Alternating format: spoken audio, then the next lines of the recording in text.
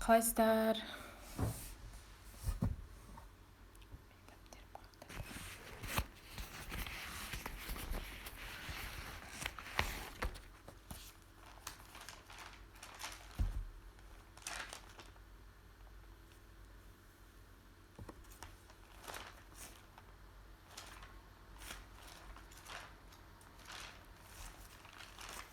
Қалайсыздар? Салтанатке қалайсыз?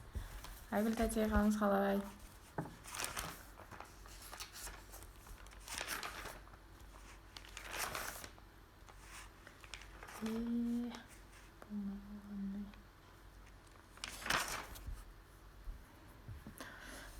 Инстаграм өткенде жалғастырып жасадыңыздар ма?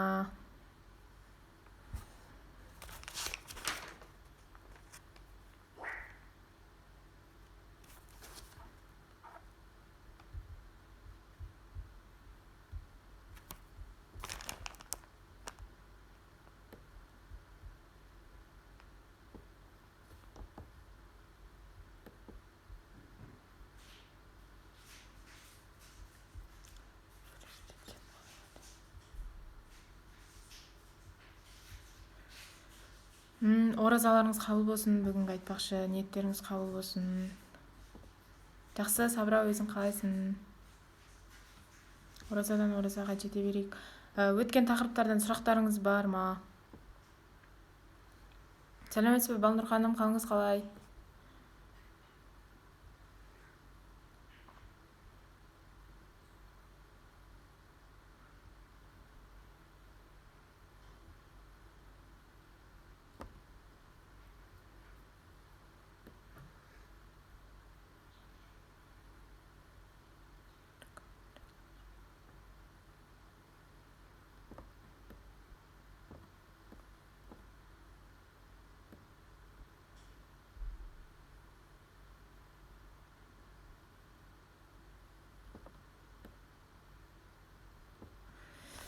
Өткен сабақтардан нелеріңіз болса, сұрақтарыңыз болса қойыңыздар.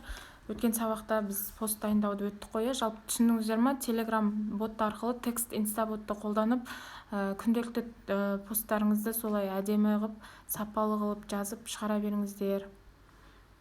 Бүгін енді контенттің түрлерін өтеміз.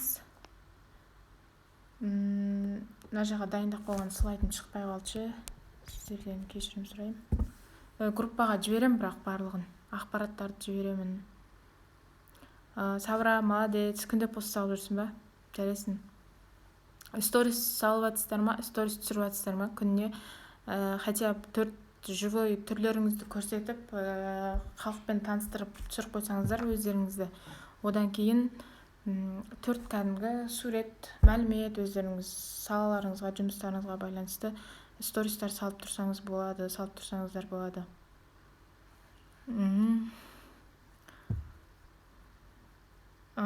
Дұрыс. Контент түрлерін өтеміз бүгін. Көптен бері шықпай кеттім, сіздер бір реттеліп алсын деп.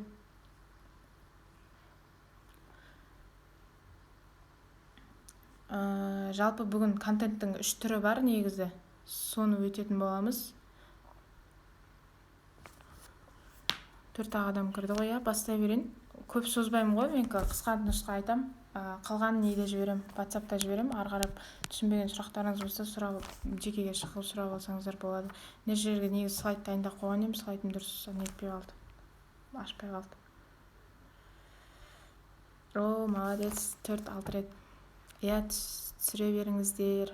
4 рет болса да, 6 рет болса да. Сіздер күнделікті сторис түсірген соң, олардың көздері үйреніп, сіздер таниды да, сенімділік пайда болады адамдарда, сіздерді көрген соң. Сол себепті живой стористің маңызы өте зор. Жалпы контент планды білесіздер ғой, ол алдын ала осы сіздердің дайындап қоятын посттардың тізімі, жоспары болып табылады. Алдын өттік қой, жаңағы фотомен 7 күнге не дайындап қойыңыздар деп.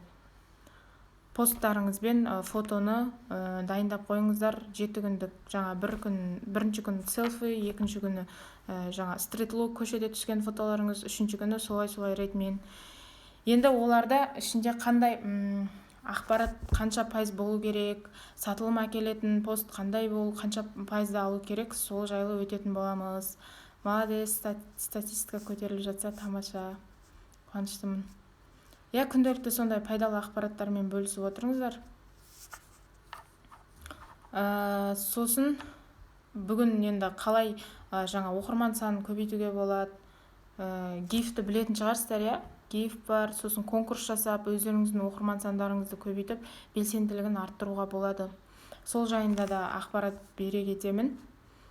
Енді 100% контенттің өзі мынадан тұрады. 60% ол пайдалы ақпарат болады, 20% сатылым әкелетін, ал 20% көңіл-күй көтеретін контент болып табылады. Бұл міндетті түрде, яғни 3-ке бөлінеді. Сатылым әкелетін контент ол сіздің өзіңіздің көрсететін қызметіңізді, сол сататын өніміңіз немесе көрсететін қызметіңізді сол жағынан толық ақпарат беріп, сол туралы жазу.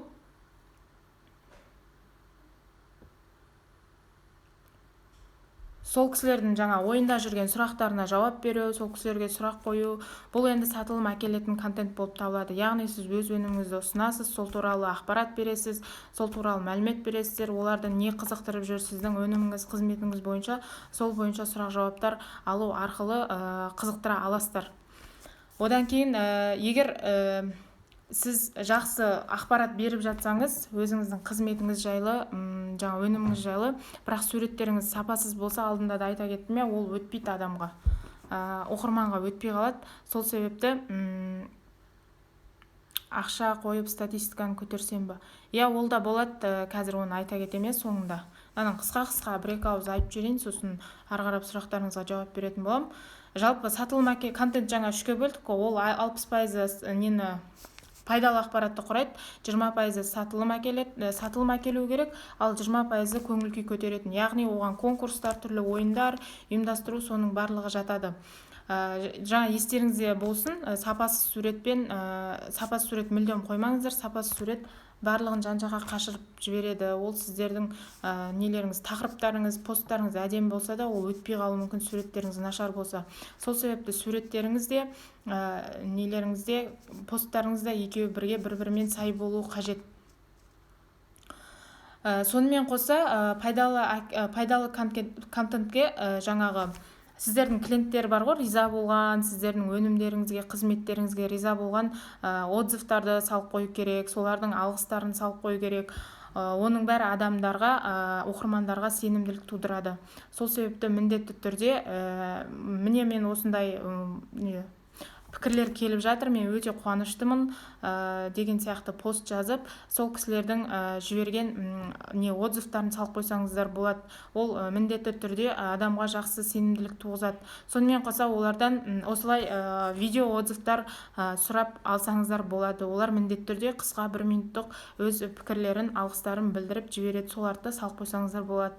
Және ол кісілерге айтыңыздар, стористарыңызға белгілеп, посттарыңызға салып, мені белгілеп кетсеңіздер екен деп, риза болған клиенттерді солай шығарсаңыздар тіптен жақсы болады. Екіншісі, көңіл көтеретін контент. Бұған жаңа өзіміз айта кеткендей, конкурстар,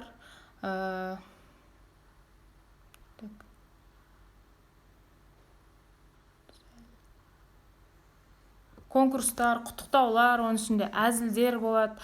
Сонымен қоса жаңағы басыңыздан өткен әңгімелер қызықты, лайфстайл деп айтып жатырмыз ғой алдынан бері. Лайфстайл деген сол күнделікті өмірлеріңіз ғой енді. Салып жүрсіздер ғой, сол арқылы қызықтырып, шынайылықты айтып, соның арасында өздеріңіз өмірден қызықты оқиғаларыңызды жаза кетсеңіздер болады. Арасында адамдар ол жағынан да қызық қарайтын болады. Кейбір адамдарға, оқырмандарға сіздің жеке өміріңіз қызық болуы мүмкін да. Сол себепті әсер ететіндей қылып, сондай бастарыңыздан өткен қызықты оқиғаларды жазып салуларыңызға болады. Сұрақ-жауап ұйымдастырып, ішінде мысалы сіздердің бүгін мынандай жағдайға байланысты пікірлеріңіз қандай, ең жақсы, ең қызық, ең мағыналы жауап берген сондай әдемі неге жауапқа мен 1000 теңге сыйлаймын деген сияқты арасында сыйлық жасап, оларды жылы оқырманға айналдыру қажет, суықтан жылыға аудару қажет. Сол себепті бұның барлығы рөл ойнайды. ең үшіншісі ол пайдалы ақпараттық контент. Яғни бұған бағдарламалар жатады, лайфхактар жатады, сонымен қоса мысалдар, кеңестер, күнделікті олардың өмірінде қолданылатын жаңа кейстермен бөлісіп отырсаңыздар, ол оқырмандарды өздеріңізге жақындата түсесіздер. Яғни пайдалы нәрсені барлығы жақсы көреді ғой. Сол себепті олар жиі сіздердің нелеріңізді, парақшаларыңызды күтіп, қандай пайдалы ақпаратпен бөліседі екен деп бір нәтиже көргендеріңізден, парақшаларыңыздан оқып, пайдалы ақпарат оқып, соны өмірінде қолданып, салып отыратын постыңызды, ақпараттарыңызды күтіп отыратын болады. Сол себепті енді жаңа айта кеткенімдей 60% ең көп құрайтыны осы пайдалы ақпарат. Мен сіздерге пайдалы ақпаратпен көбірек бөлісіңіздер дегенім де сол себепті. Пайдалы ақпаратты жиі беріп тұрыңыздар. Сонда оқырманды өздеріңізге тартатын боласыздар. Яғни бұл жаңағыдай не арқылы да подписчиктеріңіздің де көбеюіне бір әсерін тигізеді. Мысалы, сіз пайдалы ақпаратпен бөлісіп жатырсыз, ол айтады да екінші құрбысын айтады, о, мынаның парақшасына осындай күшті мәліметтер, пайдалы ақпараттар салып жүреді деп айтуы мүмкін. Ол анаған айтуы мүмкін. Сол себепті сарафан радиоға, сол себепті сіздердің парақшаларыңыздағы оқырмандарыңыздың санының көбеюіне де өз әсерін тигізеді. Өз мамандықтарыңызға байланысты, әсіресе кеше жаңа үй жағдайында Салтанат әпке айтып жатыр ғой, қол күтімін қалай жасау керек. Сондай адамдар негізі біледі деп ойламаңыздар. Адамдар элементарный нәрсені былай білгендей болып көрінгенмен, бірақ сіздер сияқты білмейді да, олар түсіндіріп, оларға біреу айтпаса білмейді, мән бермейді. Сол себепті мен өзіңіз білген нәрсені басқа халық біледі деп ойламаңыздар. Олар өйткені олардан хабар жоқ, ол саланың маманы емес. Сол себепті олар одан хабар болмайды. Өздеріңіздің білгендеріңізбен күнделікті бөлісе беріңіздер. Ой, оны біледі, кім оқиды дейсің демей, сол бар білгендеріңізбен үй жағдайында жаңа қалай қолды бетті күтуге болады деген сияқты сондай қызықты, адамдарға пайдасы тиетін ақпараттармен бөлісіп отырыңыздар. Сонымен қоса, енді сіздер үй тапсырмасы барлығын қазір жіберетін болам. Енді бір айға контент план жасайсыздар. Кешегі InPreview бағдарламасын кім қолданып көрдіңіздер ма? Бір айлық суреттеріңізді сәйкестендіріп салып қойдыңыздар ма? Pinterest'тен алып, арасына жаңа Flatlay суреттерін қосып, егер өздеріңіздің суреттеріңіз көп болмаса, солай жасап қоюларыңызға болады деп айтып едім. Сол бағдарламаны қолдана алдыңыздар ма, қолдана алмасаңыздар жекеге шығып сұраңыздар. InPreviewға кіріп Instagram аккаунттарыңызды тіркейсіздер, сол арқылы тіркелесіздер аккаунттарыңызбен. Сосын бүткіл сіздердің жаңағы салынған нелеріңіздің бәрі көрсетіліп тұрады. Осы уақытқа дейін салынған суреттеріңіз, енді содан ары қарап сіз бір айға суретіңізді саласыз, қайсысы әдемі үйлесімде тұрғанын байқап көріп саласыздар. Сонда әдемі болып салынады, бәрі біркелкі көрініп тұратын болады. Енді сіз өткенде бір айға фотоларыңызды дайындап қойыңыздар, енді посттарыңызды дайындайсыздар. Жаңағыдай бөліп аласыздар, бір айға 60% пайдалы ақпарат, 20% жаңағы қызықты ақпарат, 20% сатылым әкелетін ақпарат, контент деп, соған орай тақырыптарын жазып, посттарды бір айға дайындап қойыңыздар. Тағы мен сіздерге айтайын. Жаңа оқырман көбейту жолдары. Оқырман көбейту жолдары қазір өте қиын жағдайда, енді бұрынғыдай емес. Бұрын себебі Instagram жаңадан шыққан кезде мен өзім білем, қандай әдемі бір нені көрем, ақпаратты көрсем, соған жабысып, сол адам парақшасына жазылып алатын. Ал қазір ондай көп болып кетті. Сол себепті көп мәлімет, ақпарат көп та, сол себепті ой, анадан көре салам, мынадан көре салам деген адамдарда ой болады да. Енді бұл жағдайда сіздер гифке қатысып өз оқырмандарыңызды жинай аласыздар. Егер оқырман санын тез көбейткім келеді десеңіздер, бірақ ол гифтегі адамдарды ұстап қалу өз қолдарыңызда. Егер сіздер енді біз қазір гифке қатысыратын болсаңыздар, сіздер парақшаны соған дайындап жатырмыз, әдемі фото, әдемі жаңа контент, пост пен фото контент екеуі бірге әдемі үйлесімдігін табу қажет деп. Оның бәрі ертең сіздерге келген оқырманды ұстап қалу үшін біз қазір дайындап жатырмыз. Кіретін есіктің бәрін ол үшін дайындап жатырмыз. Сол себепті тек сапалы сурет салыңыздар, сапалы контенттер жазыңыздар. Бұл оқырмандарды ұстап қалудың бір жолы. Гифке қатысқаннан кейін де оқырмандарды ұстап қалу үшін әдемі жаңа қызықты конкурстар немесе конкурстар ойнатқанда осылай 1000 теңге, енді сондай өздеріңіздің жағдайларыңызға, мүмкіндіктеріңізге қарай сондай суммадан бастасаңыздар болады. Мысалы өз тақырыптарыңызға, салаларыңызға орай мен бүгін осындай тақырыпта ой бөлісіп жазған жауабы маған ұнады.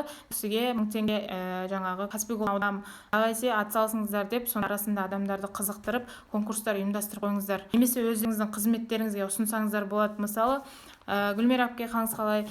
Гүлмира әпке массаж жасайды, айтуы мүмкін мен бір адамға тегін массажға жолдама бергім келеді, бір күнге немесе 3 күнге деген сияқты ойнатасыздар. Ол үшін шарттары мынандай: осы постты достарыңызбен бөлісесіздер, стористарыңызға саласыздар, астына 3 досыңызды, яғни достармен бөлісу 3 досыңызды белгілеңіз, немесе 5 досыңызды белгілеңіз, мені сторисқа салыңыз. Осының арасынан жаңағыдай сондай бір жеңімпазға осындай ұсынамын деп, негізі өз қызметтеріңізді ұсынып тегін түрде бергендеріңіз дұрыс. Себебі олар сіздердің қызметтеріңізді көру арқылы ары қарай сіздермен жұмыс жасап кетуі мүмкін. Гикке сәл ерте деп ойлаймын, өзім пока комментарий. Комментарий беріп те лайктайм деген бар, бірақ лайктаймды алматы деп біледі. Лайктаймға қатты қызығушылық жаңағыдай нандай нәрсе ғой, ол алдын болды, Меруерт әпке біледі. Лайктаймға қатысқан кезде сіздің шынайы клиентіңіз қайсы, шынайы емес қайсы екенін білмей қаласыздар. Ал егер пока что парақшаларыңызда ондай қызмет түрлерін ұсынба, мысалы Сабрада болады да, ол алдын ала өзінің сенімділік тудыру үшін келген оқырмандарды бүйтіп ашып қарағанда лайктаймға қатыстыруға болады. Тағы қандай сұрақтарыңыз бар? Сұрақтарыңыз болса қоя беріңіздер, сосын мен сіздерге айтам. Және де хайп посттар салу, бірақ енді хайп посттар ол сіздердің негізі мамандықтарыңызға, салаларыңызға сәйкес болса тіптен жақсы. Бірақ ол темадан ауытқып келсе, ол да болмайды. Оқырмандар мына не жазып жатыр, қандай аккаунтқа кіріп кеттік деуі мүмкін. Тағы да конкурстарды жаңа айттым. Сонымен қоса жаңа фотоларыңыз міндетті түрде видеоларыңыздың сапасына мән беріңіздер. Фото видеоларыңыз сапасыз болса, адам қазір мынандай ғой, визуальный адамдарды қызықтыратын фото арқылы, видео арқылы, әдемі сапалы видео фотолар арқылы визуальный адамдарды өздеріңізге сол қазіргі таңда сондай. Сол себепті сапалы фотосессия жасап, тіптен карантин біткен соң фотосессияларыңыз жасап, сондай бір сапалы суреттер салсаңыздар тіптен тамаша болады. Қалыптастырып алыңыздар уақытын. Егер сіздер бүгін 10 пост салып, немесе 5 пост салып, ертең 5 күн жоқ болып кетіп, қайтадан 5 пост салатын болсаңыздар, ол жүрмейді уже. Сол себепті аз-аздан күніне хотя біреуден болса да, бірақ арасын үзбей, үздіксіз салып отырыңыздар. Себебі оқырмандар соған үйреніп, сіздердің посттарыңызды күнделікті күтіп отыратын болады. Сонымен қоса тағы да сіздің жаңағы парақшаңызды дамытудың тағы бір жолы, ол блогерлерге беру, жаңағы оқырман саны көп реклама жасату, бірақ аудиторияға мән беру керек. Целевая аудитория деп аталынады, оны айта кетейін, алдағы уақытта да негізі өту керекпіз. Ол сіздердің мақсатты аудиторияларыңыз. Мысалы, мына жерде кімді алсам болады? Мысалы, кімді Салтанат әпкені алатын болсақ, ол кісі қол күтімі жаңа маникюр жасайды. Ол кісінің мақсатты аудиториясы мен сияқты жас қыздар 18 жастан бастап неше жасқа дейін жасады? Маникюр негізі 60 жасқа дейін жасата береді ғой, Сол сияқты өздеріңіздің әр мақсатты аудиторияларыңызды білу керексіздер. Мақсатты аудиторияларыңызды білмесеңіздер, сіздер барып, мысалы, әйел адамға арналған қызметті жасайсыздар, бірақ барып ер адамдарға ұсынбайсыздар ғой. Сол секілді өздеріңіздің мақсатты аудиторияларыңызға байланысты реклама блогерлерге берген кезде де соған мән беру керек. Олардың аудиториясы қандай, жастар ма, ер адамдар ма, әйел адамдар ма, әлде кішкентай балалар ма деген сияқты. Мысалы, кішкентай балалар болғанда 18-16 жастағылар ма, мысалы, вайнерлер бар ғой, вайн түсіретін. Онда көбінесе жас 16 жастағы, 18-20 жастағылар көп отырады. Сол себепті соғанда мән беріп, рекламаға берген кезде сол жағын міндетті түрде қараңыздар. Сонымен қоса жаңа айта кеткенімдей оқырман жинау жолдарының ең тиімдісі негізі конкурс ұйымдастыру. Бір жағынан сіз өз қызметтеріңізді көрсетіп ұсына аласыздар.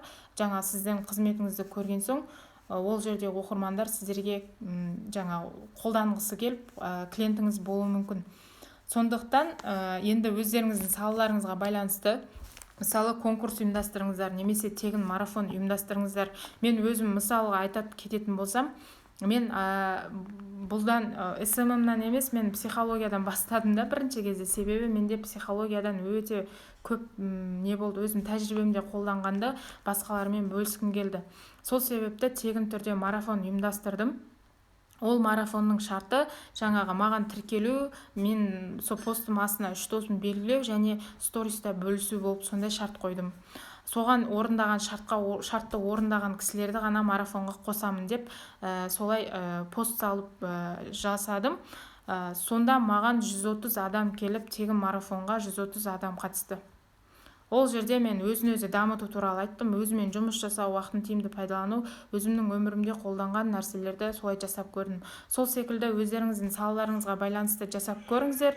Мысалы жеңіл үй жағдайына байланысты сондай тегін марафон ұйымдастырып аудиторияны кішкене тірілтіп жаңағыдай өз сенімділіктеріңізге кіргізе аласыздар.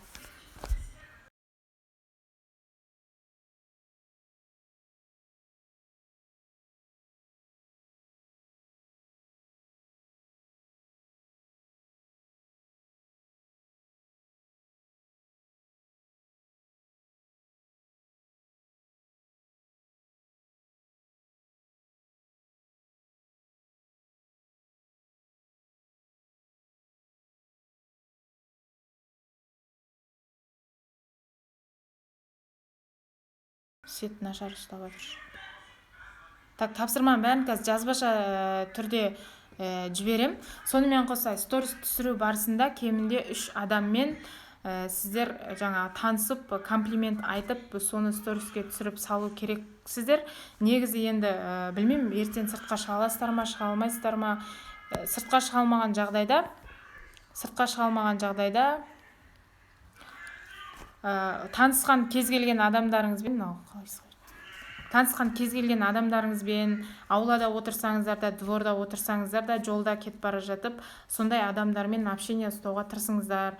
Солармен бірге сторис түсіріп, немесе өзіңізді түсіріп, өздеріңіздің жаңағы түсіріп үйренуге бұл бірден бір көмегін береді. Оның барлығын қазір жазбаша түрде жіберем. Басқа сұрақтарыңыз болса қоя беріңіздер. Лайк тайм емес, пайда бермейді дейді. 500 мың теңгеден бастасаңыздар болады. Мен де сондайдан бастағам. 500-ден 2 адамға, 3 адамға салам деп. Сондай арасында сұрақ жауап қойып, оларды кішкене қызықтырып. Сосын ақша болмаса да тегін мынандай электронды кітаптар, сіздер шығынға шықпайтын, сондай немесе өз мамандықтарыңызға байланысты күнделікті жаңағы күтілетін, мысалы бет күтімі болса, бет күтіміне байланысты қандай болады, бір апталық план, бір айлық план деген сияқты сондай тегінне чек-листтарды берсеңіздер болады. Оған сіздер шығын шығармайсыздар. Сол себепті сондай бірінші минимальный шығын шықпайтын азғантай нәрседен бастап көріңіздер. Немесе 500 мың теңгеден бастап көріңіздер. Енді оны арғарап ұйымдастырып көресіздер. Барлығын қазір жазбаша түрде жіберем. Сол кезде де түсінбеген жерлеріңіз түсінікті болатын шығар. Түсінбеген жерлеріңіз болса, арғарап мен жекеменде шығып сұрай бересіздер ғой. Жалпы бүгінгі тақырып осы, контенттің түрлері. Бір айға жақсылап жаңағы контенттеріңізді бөліп алыңыздар, пайызына орай. Өздеріңізді түсіріп үйреніңіздер. Өздеріңізді түсіріп үйренсеңіздер, оқырмандардың сенімділігі артады сіздерге деген түрін көрген соң. Барлығы өзімізде сондаймыз ғой. Мысалы, кез келген нәрсені адамның орнына өздеріңіз қойып көрсеңіздер, мысалы, біреуден бір зат алайын деп Инстаграмнан көресіздер да, ол өзін түсірмеген, көрсетпеген болса, ой, сенімсіз адам ба, бұл қандай адам дейсіздер. Сол сияқты өздеріңізді көп түсіріп, неге сала беріңіздер сторисқа. Үйреніп қалса күнде түсіріп, автоматом кете береді ғой, уже түсіре бересіздер. Басқа тағы қандай сұрақтарыңыз бар, сұрақтарыңыз болса қойыңыздар, мен жауап берем. Қазір барлығын жіберем жазбаша түрде.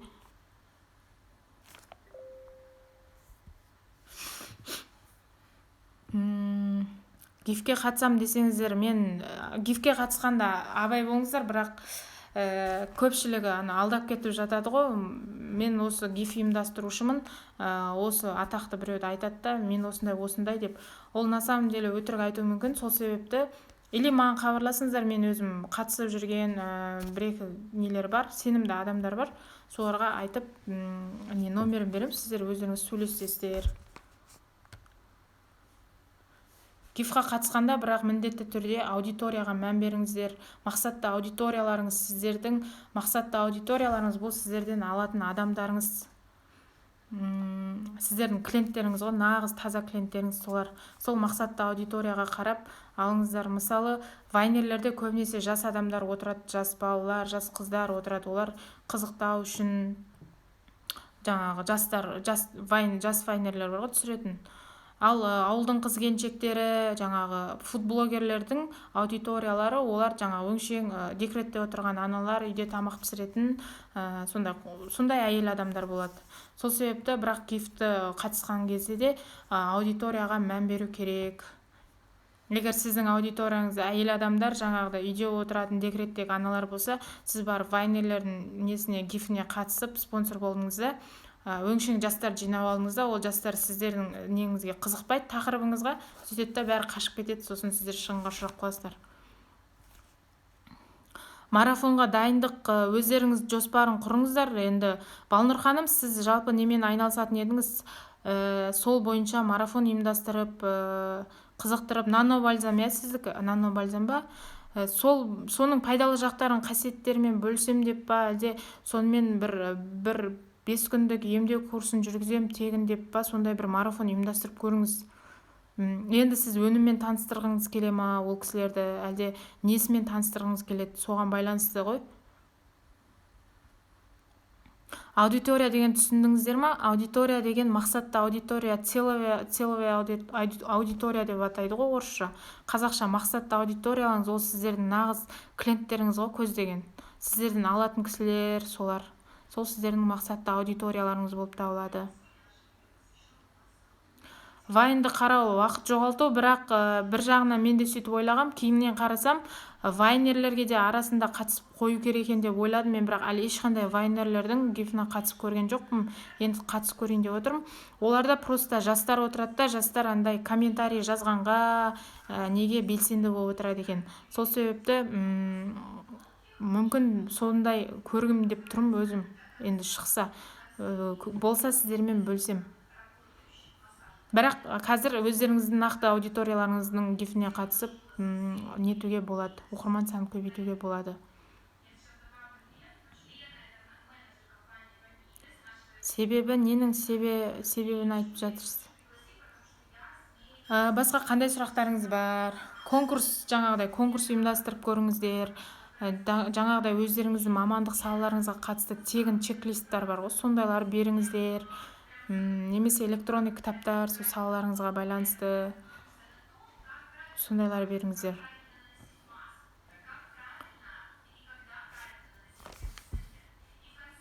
Вайнды қарау. Вайнды енді негізі мен айтайын ба, осы инстаграмға қызығып, осы саланы реально қалай ақша тауып жатыр екен, осымен жұмыс жасауға бола ма деген адам ғана түсінеді да оны, ол барып білім алып оқыған кезде ғана. Ал оған дейін ол түсінбейді, өмірін сол вайндарды көрумен уақытын өткізіп жібереді. Ондай жағдай өзімде де болды ғой. Былтыр алдыңғы жылдары болған. Жаңағыдай қызықтап кіріп кетесің де, содан бір кіріп кетесің. Қалай тоқтамай қалғанын білмей қаласың, таң атып кетеді, сол қызықтап, тамашалап күліп отыр. Чек-лист деген мынандай ғой. Мысалы, менің нем бойынша, қалай айтсам болады, менің салам бойынша чек-лист деген посттардың тақырыбы дайын нәрселер ғой, былайша айтқанда оларға. Оның өзі бір плюс та, дайын жазылатын посттардың тақырыбы, немесе посттарға идеялар, мынандай идея жазсаңыздар болады, соның тізімдері, сондайлар чек-лист деп аталынады ғой. Сол өзіңіздің салаңызға байланысты чек-лист дайындап, соны электронный түрде берсеңіздер болады. немесе енді әркім саласы әртүрлі ғой, сол себепті салаларыңызға орай беріңіздер. Немесе 500 мың теңгеден ойната беріңіздер. 500 мың теңге деген нормальный ғой, содан бастап көрсеңіздер болады. Марафон ұйымдастырыңыздар, айтпесем жаңағыдай марафон ұйымдастырыңыздар да сол шартты орындаған кісілерді ғана марафонға қосып бастаңыздар, бастап көрсеңіздер болады. Конкурстар ұйымдастырып, конкурс ұйымдастырылғанда жақсы, марафон ұйымдастырғанда жақсы. Негізі жаңағыдай конкурс ұйымдастырып, сондай тегін чек-листтар болса, сондайлар беріңіздер. Немесе жаңағы бет күтімі, қол күтіміне байланысты Салтанат әпкенікі үй жағдайындағы бет күтімдері дейсіз да, соның тізімдерін чек-лист қылып бересіз. Тегін тізімдері болғанда қалай? Иә, мысалы бірінші шаг, екінші шаг мынандай, үшінші шаг мынандай деген. Тәртібі қандай дейсіз ба? Ненің тәртібін сұрап жатсыз? Тәртіп. Марафонның тәртібін, марафонның өзі тапсырма беру, соны орындатқызу ғой. 10 күнге дейін аралықта алады марафон, бір күннен бастап, бір күн емес енді, 3 күннен бастап 10 күнге дейін аралықта жасасаңыздар болады. Тапсырма бересіздер сіздер, сонымен бөлісіп, практиковать етіп, солай сіздерге жасап, өз ойларымен, нәтижелерімен бөліседі. Бірақ олар бір нәтиже көру керек та, сол марафоннан плюс алу керек. Содан кейін сіздерде парақшаларыңызға қалып, жазылып, сіздерді бақылап отыратын болады. Бір жағынан сіздерге ол жаңағы отзывтар болады, тегін. Осындай қатысып көріп едім, рахмет, оны да сала аласыздар. Сосын осындай несімен бөлісті, осы кісі жақсы біледі екен, өз саласының маманы екен деген сияқты ол кісілер отзывтарымен бөлісіп, соны салып қойсаңыздар болады. Иә, аудиторияларыңызды ойлаңыздар, ол ең негізгісі ғой. Мақсатты аудитория деген нағыз сіздерден алатын кісілер. Қанша жастан, примерно қанша жасқа дейін келеді, жаңа тырнақ жасатуға жиі өзіңіз білесіз ғой, 18 жастан бастап, 16 жастан бастап, жаңа 50, 54, 60-қа дейін адамдар, қыз-келіншектер деген сияқты. Сонда өз аудиторияларыңызды біліп алсаңыздар, ол өте жақсы, өздеріңізге жұмыстарыңыз жеңілдетеді да. Тағы қандай сұрақтарыңыз бар, түсінбеген сұрақтарыңыз болса, қоя беріңіздер.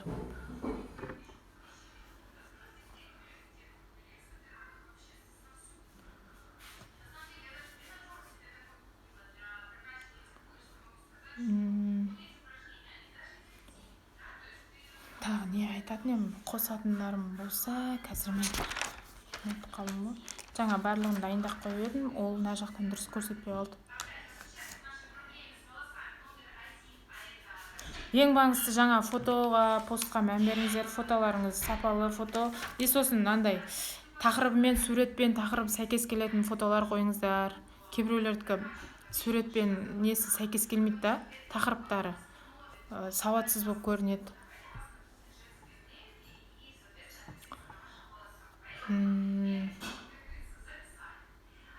Тағы сұрақтарыңыз болса қойыңыздар, сұрақтарыңыз болмаса мен жаңа неге жіберейін, группаға жазба ретінде жіберем. Сол жерден түсінбеген сұрақтарыңыз болса сұрап алсаңыздар болады.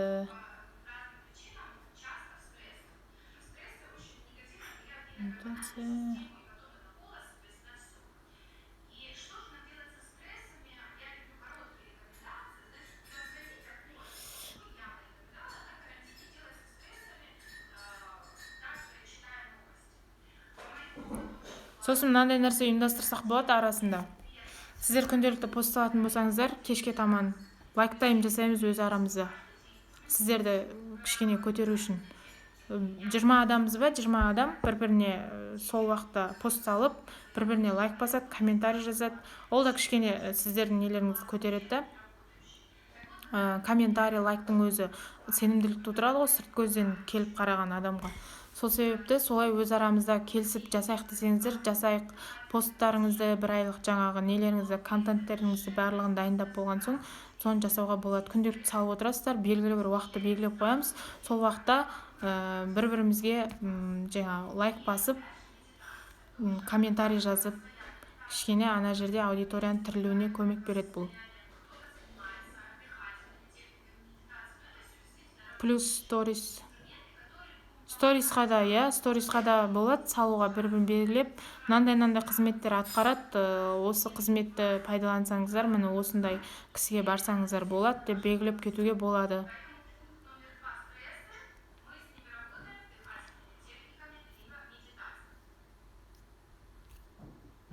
Тағы қандай сұрақтарыңыз бар? Контентті бір аптаға бөліп жасасаңыздар да болады, немесе 10 күнге, немесе 30 күнге. Өздеріңіздің нелеріңізге қарай, қалауларыңызға, мүмкіндіктеріңізге орай жасасаңыздар болады.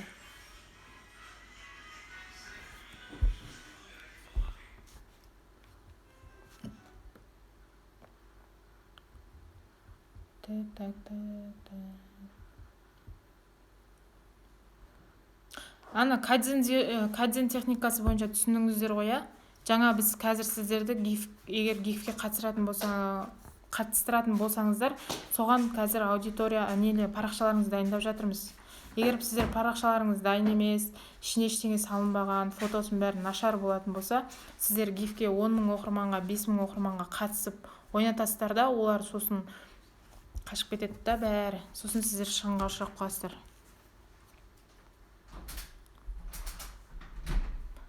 Бір видео, бір пост. Арасына видео қосып қойыңыздар, сосын жаңа Pinterest'тен әдемі суреттер бар ғой, өз тақырыптарыңызға, салаларыңызға сәйкес сол жерден әдемі сапалы суреттер алып қойсаңыздар болады.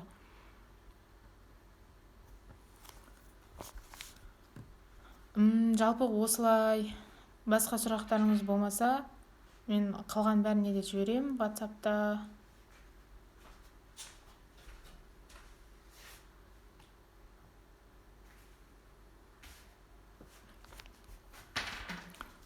Бірақ андай шахматный вариант көбінесе негізі әдемі көрінбейді деп жатады. Шахматный вариант мен де жасап көргем.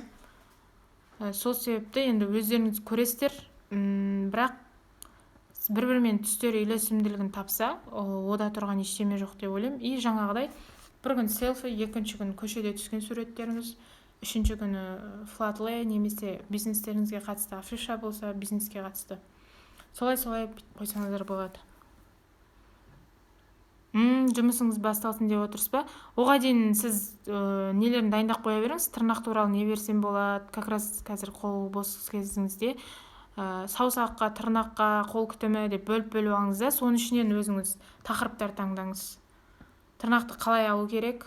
Тырнақты қалай қандай майлар қолдану керек, жағу керек? Тырнақ сынбау үшін не істеу керек? Жаңағы йодтың, мен алдын білетін, әйтеуір бір естігендерім бар да, йодтың пайдасы тырнаққа кетеді деген сияқты.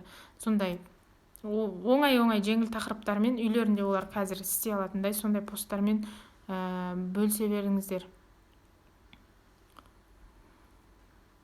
Сіздікі сурет, онда сурет жұмысыңыз басталғанша сурет жоқ болса, сіз посттарды дайындап қойыңыз, кейін жұмысыңыз басталғанда сізге жеңіл болады. Бәрін жазып дайындап қойыңыз да, сосын шетінен қойып отыра бересіз, нелерін жұмысыңыз басталғанда сразу.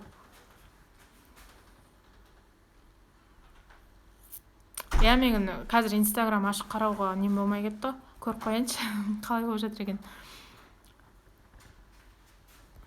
Мен өзім курстар оқып жатқам, қосымша. Сомен қолым босамай жүр.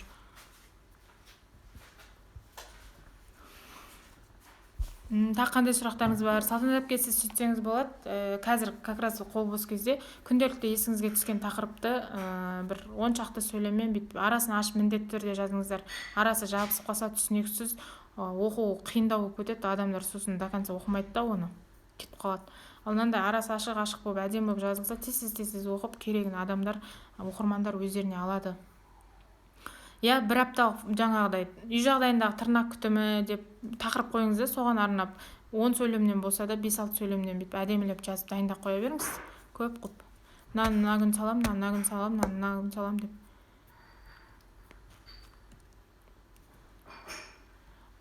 Басқа қандай сұрақтарыңыз бар?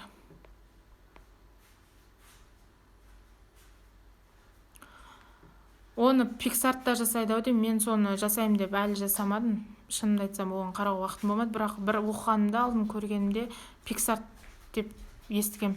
бірақ оны пайдаланып көрген жоқпын, шынымды айтсам. Үлкен сурет полный, бір адам суретін полный 10 1 2 3 9 суретке салады. Оны өзім қолданған жоқпын, бірақ Pixar'та болу керек, соны оқығам алдын, кейін жасайым дедім де, есімнен шығып кетті. Қолым босамай кетті да. Тағы қандай сұрақтарыңыз бар? Үлкен суретті Pixar'тан қарап көру керек, Pixar'тан қарап көрсе болады.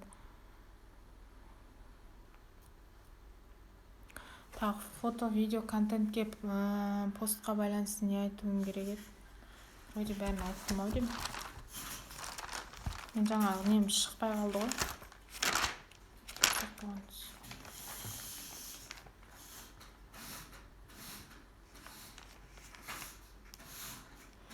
Сосын сторисқа шығасыздар ғой енді сіздер. Сторисқа шыққан кезде міндетті де эмоция рөл ойнайды. Эмоциямен көрсете біліңіздер. Эмоциямен сату ғой қазір. Эмоцияларың жақсы болып, жақсы көңіл күймен айтсаңыздар, халыққа жақсы өтеді. Соны айтып қояйын деген едім. Сосын алдағы уақытта тағы өтеміз бұларды. Негізі сол постқа қатысты айтатындарым осы. Тағы сұрақтарыңыз болса сұрасаңыздар, или неден жіберейін сіздерге. Бұлай қойсаңыздар болады, маған көрсетемін деп жақсы болды, есіме түсіп қалды. Мына жерде жазғам, мысалы, постты мысалы бұлайда, бірінші күн көңіл көтеретін пост салдыңыз ғой, екінші пайдалы ақпарат салыңыз, үшінші лайфстайл, өзіңіздің өміріңіз туралы ақпарат салсаңыз болады. Одан кейін қайтадан сатылым әкелетін пост саласыз, өзіңіздің салаңызға орай ақпарат бересіз, одан кейін қайтадан пайдалы ақпарат, одан кейін лайфстайл, солай жеңіл нелер беріп қоясыз, жаңағыдай конкурс, әзіл сияқты көңіл көтеретін контенттер салып қоясыздар. Одан кейін жаңағы тоже әсер беретін, адамның қызығушылығын тудыратын, өз өміріңізге басыңыздан өткен қызық сторис жағдайларды жазып салып қойсаңыздар болады. Солай салыңыздар да, бір күн былай мына жер пайдалы ақпарат болып кете бермейді да, бөліп салыңыздар да, нені оқырмандарды нетіп алмау үшін, қызығушылығын түсіріп алмау үшін.